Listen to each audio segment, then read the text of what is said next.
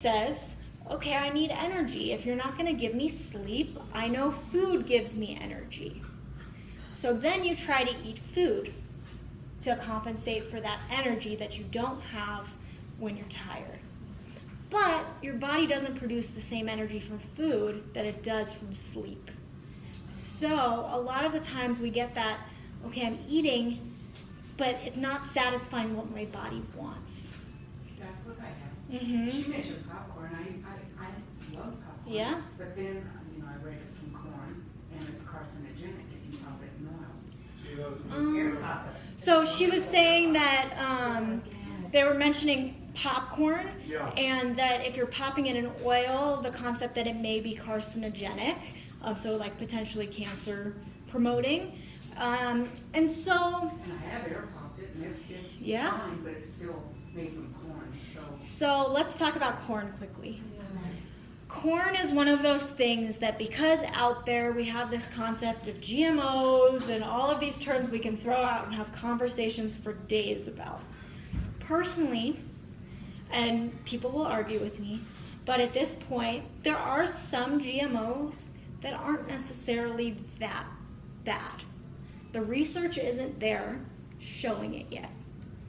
Once it's there and it shows me 100% GMOs are bad for you, I will tell you that, but I work in an evidence-based practice mindset, so until someone shows me that GMOs are bad, I'm not necessarily going to say that. If you have the GMOs that are providing that pesticide component or that side of things, that's when you have to be a little more concerned.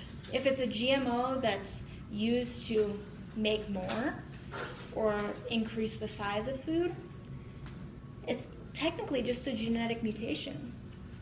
So, like, we genetically mutate in order to respond better in certain environments or situations. They're doing that to the food. We have all this land, but we have triple the amount of people than what we can feed. The corn is, you should have the non-organic. Yeah, I mean, GMO and corn. Yeah, that one, that's one of those ones you can definitely argue and tend to get a little more on the pesticide side. So if you can go with like an organic corn, that might make a small difference. I think it's wise to just try to stay away from GMO, just to be on the safe side, because our bodies haven't even caught up. Yeah, I'll repeat it. With our diets, our current diets, our bodies have not caught up with that even yet. Yeah. So why, play it safe and go with non-GMO? I mean, there's so many things out there now that are non-GMO. That's right. I agree with her. Just because it hasn't been proven that it's bad, I mean, why take the chance? Right.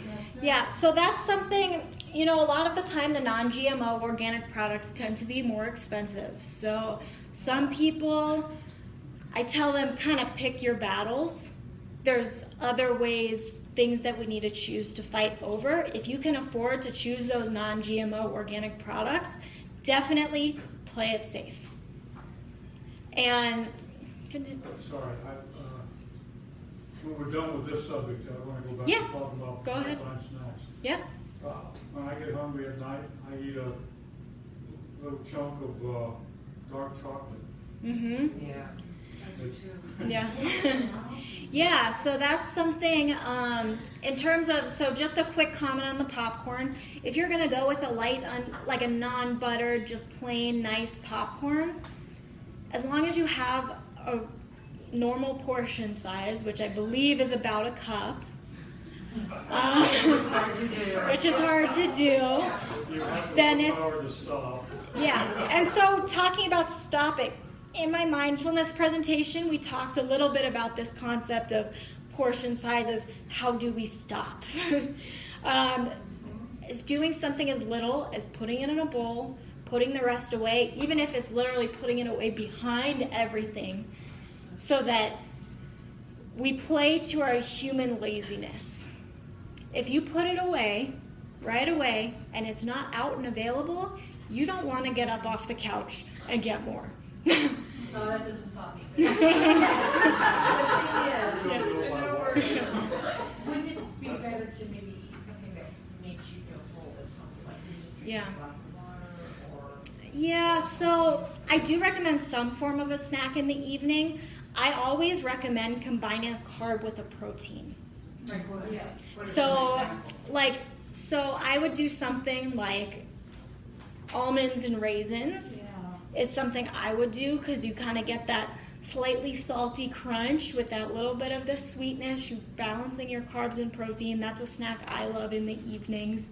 Or if you are a dairy eater, kind of a slice of cheese with, put it on a piece of bread or like whole grain, high fiber bread as opposed to your white processed bread. With a glass of milk. Are you talking about the- So a glass of milk, so that you can either, in my way of dividing up like carbs, protein, and fat, it's a carb and a protein. But you could do like an 8-ounce glass of milk and some almonds or something like that, Or peanut butter. or peanut butter. When I can't Yeah. sleep, I wake up, Mhm. I go get my almonds and a little bit of, I do almond milk, but. Yeah, so, and the almonds are, I go back to sleep. Like milk has tryptophan or something. yeah, I think it does have a component that kind of calms you down. So we were talking about like different snack pairings that we can have.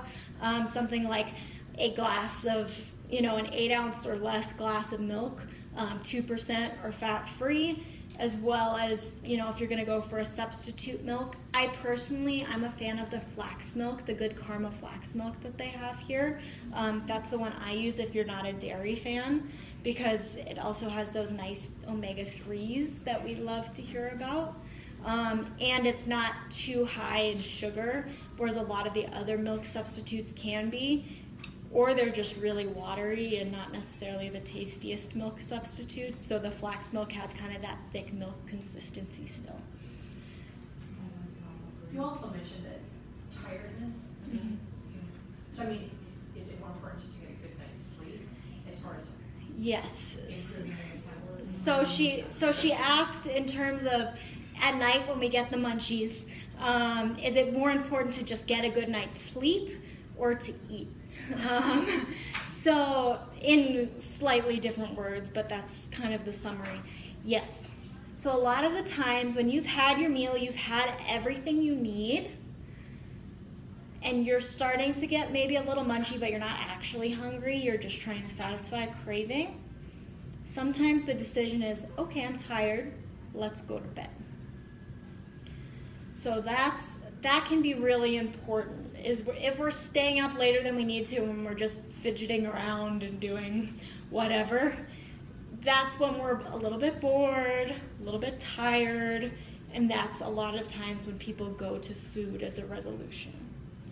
So sometimes it's the decision, you know what, it's time for me to go to bed.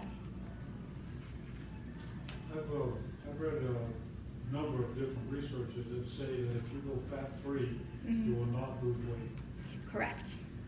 So I don't recommend fat-free in general. I recommend the low-fat milks just because they're very high in the saturated fats. So on the lower fat side, but you need a good fat component in your diet. So to give you an idea, when I do a meal plan, number of servings of each thing varies, but if you're looking at breakfast, lunch, and dinner, I have carb, protein, and fat at every single one of those meals. So a balance between those. Normally I go slightly higher on the carbs, moderate protein and fat. And that way, and our leaner proteins, and then a good healthy fat source, our nuts, our seeds, our, in moderation, olive oils, things like that. If you're looking for omega-3s, salmon, and those kinds of healthy omega-3 rich fishes as well. Okay, so another good thing about carbs and a lot of the whole grains is they provide a wide range of vitamins and minerals as well. So a lot of the times, people that cut out those whole grain fortified foods, you tend to see a little bit more of the B vitamin deficiencies like thiamine and things like that. Because those, I know fortified sounds a little terrifying because they're altering, but fortified, all it is adding vitamins and minerals. and sometimes our body needs that. And there's natural sources of B vitamins in a lot of those grains as well. Don't the dark green leafy vegetables give you plenty of vitamin B? Depends on which B vitamins, because there's like 12 different B vitamins. So some you get more from your green leafy vegetables, some you get a little more and more available to your body from the whole grains. So it's a balance between everything. That's why I recommend moderation as a whole and fitting in basically every food. I'm probably not going to recommend you have a deep fried Twinkie or something like that, but or fried pickles or things. I mean, unless you want to have it like once a year or something, and but that's not going to be what I recommend right away. But having a balance of everything, not cutting any one thing out, will put your body in kind of that healthier overall state. And in terms of that overall healthy, like everything fitting, of course, primarily we want to go for whole, unprocessed foods. Non-GMO, organic are great. But in general, we want to go for whole foods first, and then we can throw in some of those slightly more processed food items. What was your question? Okay, you were mentioning fortified grains, Mm-hmm. but if you just buy a whole grain and you cook it yourself, that's not fortified. Is that going to provide? So a lot of those whole grains have some degree of fortification, or they have it in the actual grain component. Sometimes we do have to be careful because based on cooking methods, it can break down that vitamin, so it's not there anymore. So sometimes that's why they'll fortify some of those grains, is because in whatever the processing or cooking method is, that B vitamin will, be broken down in the water or the boiling process or something like that. So that's why sometimes having a little bit of the fortified grains mixed in there can be good and beneficial. Okay, so high fiber. Fiber is technically a carb, but not one that we can digest. So the good thing about fiber is it does a couple great things. It helps with gut health. So it feeds our gut bacteria, our good, healthy gut bacteria. So that's what our bacteria eat to produce extra components that we need. So that's our body working very much symbiotically with our gut bacteria. So we provide them the fiber, they provide us nutrients that they have broken down from that fiber. The other thing is cholesterol management. If you guys I heard earlier that some of you guys have maybe gone to the presentation that doctor did on cholesterol. So there's LDL, which is kind of your bad cholesterol, HDL, which is your good cholesterol, which is coming around and cleaning up any excess bad cholesterol. And then fiber, essentially, it binds a lot of that not so great cholesterol in the gut and pulls it out of the body, rather than letting it be absorbed and affecting your bloodstream. So fiber is a very important component that a lot of times we tend to forget about. Also, in general, I recommend approximately 40 to 60% of your nutrient intake coming from carbs. This, obviously, we want to go toward those vegetables, maybe, starchier vegetables, whole grains, fruits, and things like that as our first line. And then we can go toward maybe some of those slightly more processed here and there to balance it out. So like I said below, fruits, starchy vegetables, legumes. Beans and legumes are great because they're a good source of protein, a good source of fiber, and a good source of carbs. So all three of those in one hit. So that's why I love beans and legumes. If you don't eat a lot of beans and you're worried about some of those maybe digestive symptoms, a lot of the time you normally don't get enough fiber in your diet. So by incorporating that amount of fiber, your body's like, whoa, I'm not used to processing this much. So you have to kind of introduce it. One other tip about beans is if you're cooking them from that raw bean, you need to make sure you soak them long enough overnight, because there is a toxin component in a lot of beans that if you don't soak it overnight and then dump out that water, that causes a lot of those upset GI